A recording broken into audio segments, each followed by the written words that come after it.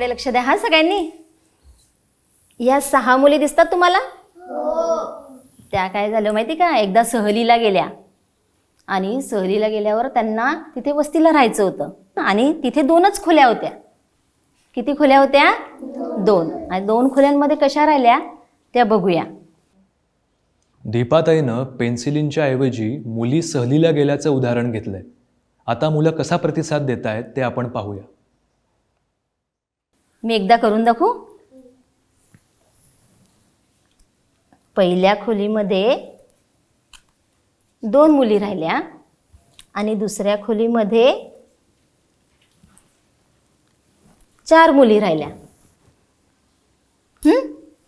पहिल्या खोलीमध्ये किती मुली राहिल्या?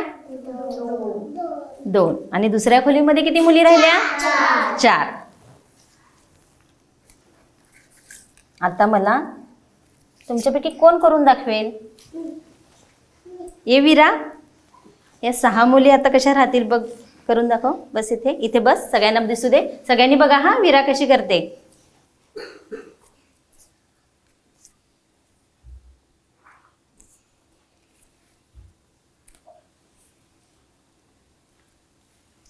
सांग वीरा. एक खोलीमध्ये 3 मुली मावल्या, दुसऱ्या खोलीमध्ये 3 मुली मावल्या. हा, वीराने कसं केलं बघितलं? छान, मस्त. टाळ्या वाजवा वीरासाठी. आता तुम्ही मला सांगायचं हा, या मुली इथे दिसतात तुम्हाला 6 मुली. आता तुम्ही मला सांगा की या मुली कशा कशा राहतील.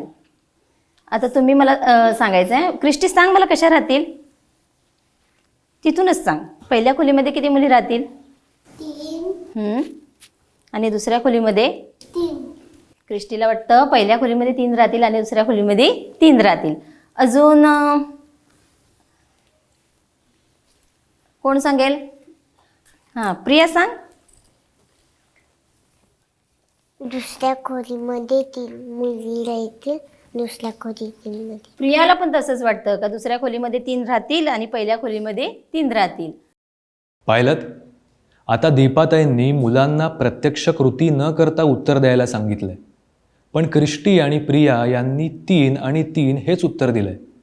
बहुतेक वीराने अगोदर केलेल्या कृतीचा त्यांनी आधार घेतला असावा. कारण वीराने पहिल्या खोलीत 3 आणि दुसऱ्या खोलीत 3 अशा मुली ठेवल्या होत्या. स्वरूप सांग बरं, वेगळ्या कशा राहतील?